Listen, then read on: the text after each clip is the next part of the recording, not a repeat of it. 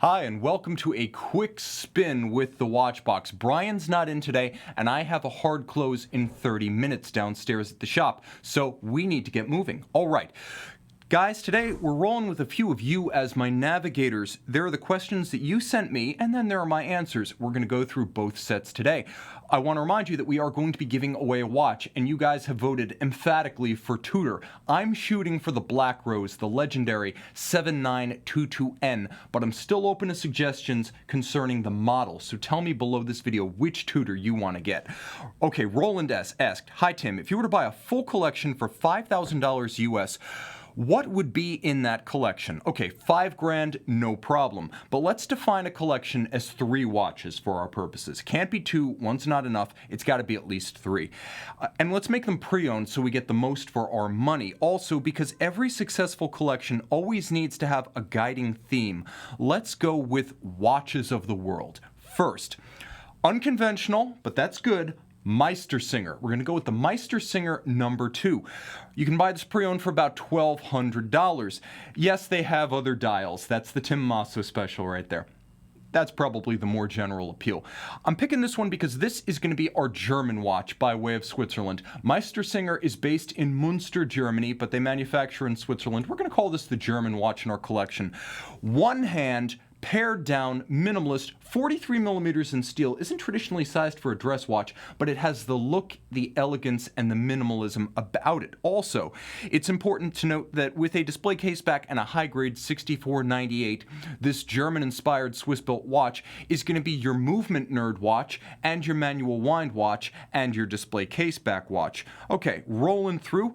Let's take flight with the Omega Speedmaster X-33, the original. Let's go with the 3290.50, the Gen 1, and this is going to be the full titanium bracelet for $2,500. You can actually find them for a little bit less, but let's get a good one with full boxes, papers, accessories. So $2,500, it's going to be your Swiss watch. It's also going to be your no-holds-barred tool watch, your pilot's watch, your astronaut watch, and being Omega, it's going to be your big brand watch. It has everything: calendar, dual time, analog, digital, backlight, countdown alarm, time of day alarm, mission time. It's got the works.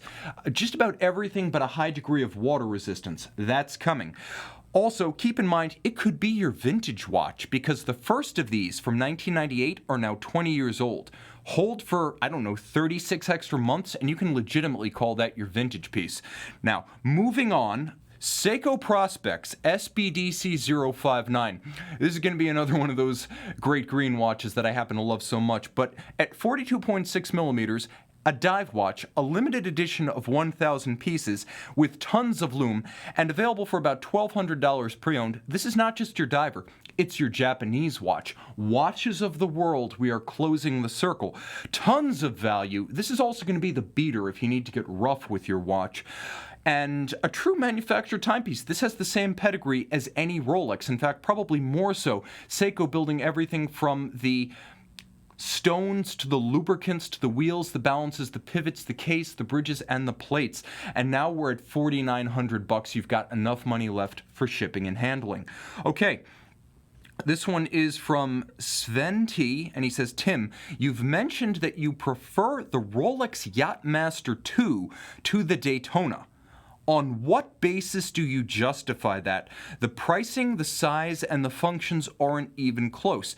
Well, first of all, you can prefer one watch to any other watch, but in terms of one as a replacement for the other in the steel Rolex chronograph class, I think it's more of a fight than you imagine, and here's why. First, pricing is deceptive. Yes, at $12,400 for the steel Cosmograph, you're talking about $6,000 less than the Yacht Master II, but it quickly doubles in price pre-owned, whereas the steel Yacht Master II immediately becomes a $15,000 to $16,000 pre-owned watch, so advantage Yacht Master II. Second, concerning fit and size, it's closer than you imagine. This is a huge watch, but it doesn't wear that way. For whatever reason, in the flesh, in the metal, on this skinny wrist, I find that the Yacht Master fits just as well, and if anything, I have more of a sense of solidity, durability, and impressive heft when the watch is on the wrist. Make no mistake, this does not wear like a deep sea. Despite a nominally similar case size, that ain't a deep sea. That wears more like the Daytona in real world. Okay, uniqueness. I see 10 steel ceramic Daytonas for every one of the Yacht Master II. This watch is no longer uncommon. Marked up, yes. Wait listed new, depending on whether you're buying pre-owned and dear or new with a long wait list. The bottom line is they remain available, and if you're willing to pay the ransom, you can have that watch tomorrow. I see 10 of these, real inventory for every steel Yacht Master II. Okay, now let's talk about the movement in the Yacht Master II, because I am a movement nerd.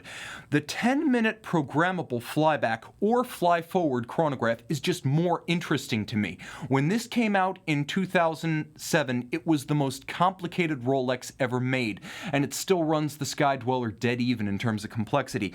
I also find that the 10-minute programmable countdown feature has more real-world utility than the Daytona. Why? Because this is one big arrow index pointing at giant numerals, and I just find it a lot easier to read. These are good eyes, dudes, but let me tell you, reading subdials on a Daytona, it can be hit or miss. Sometimes you have to estimate what you're reading on the minute register.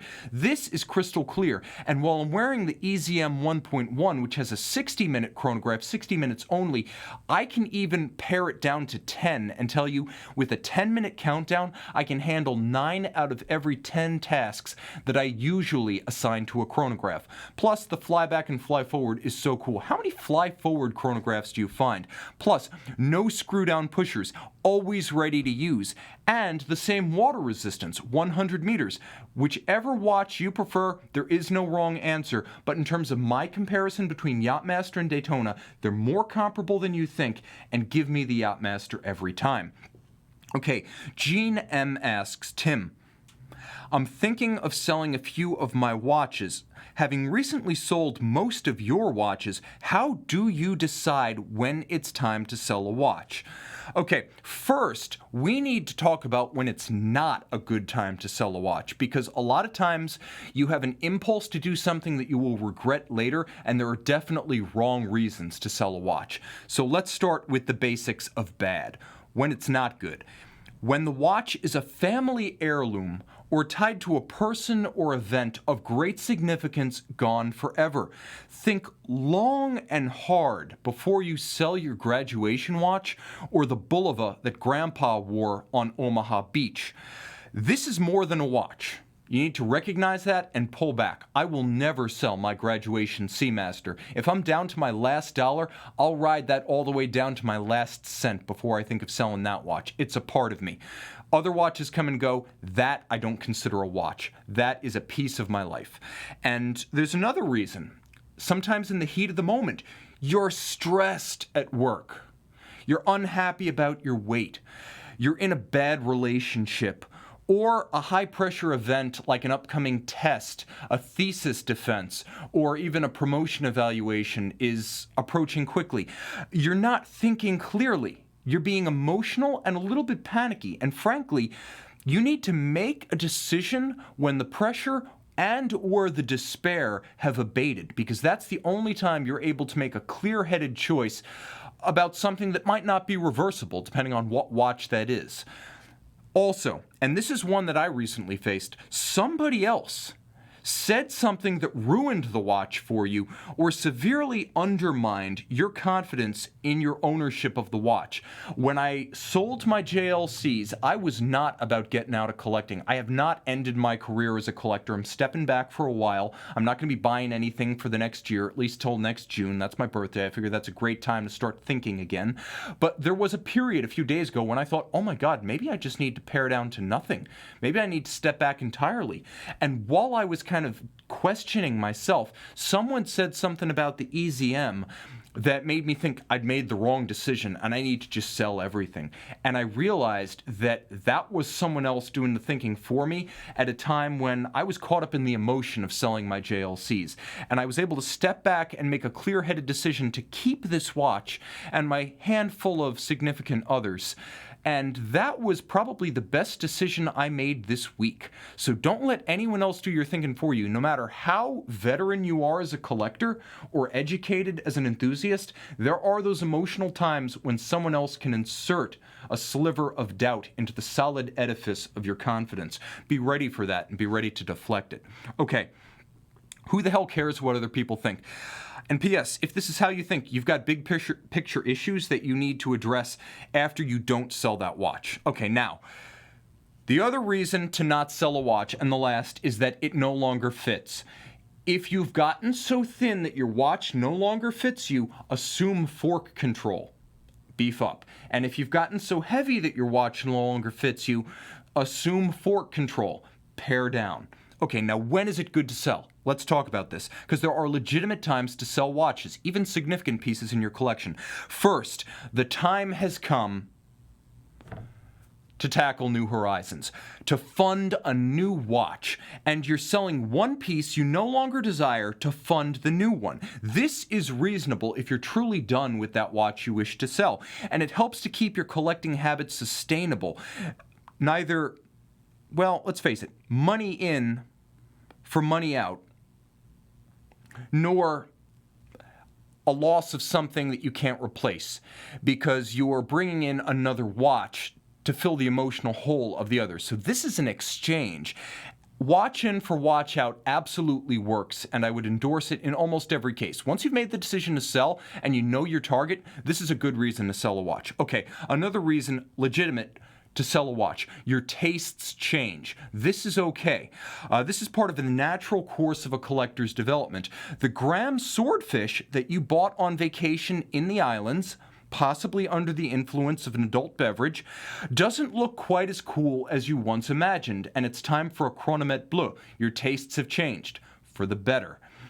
This is a reason.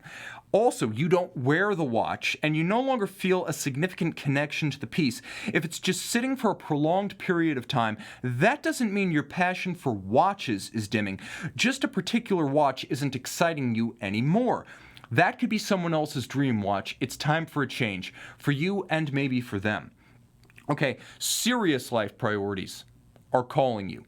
Friends, family, financial security, career advancement, one or all of these demand that the money and time previously sunk into that watch be invested somewhere else.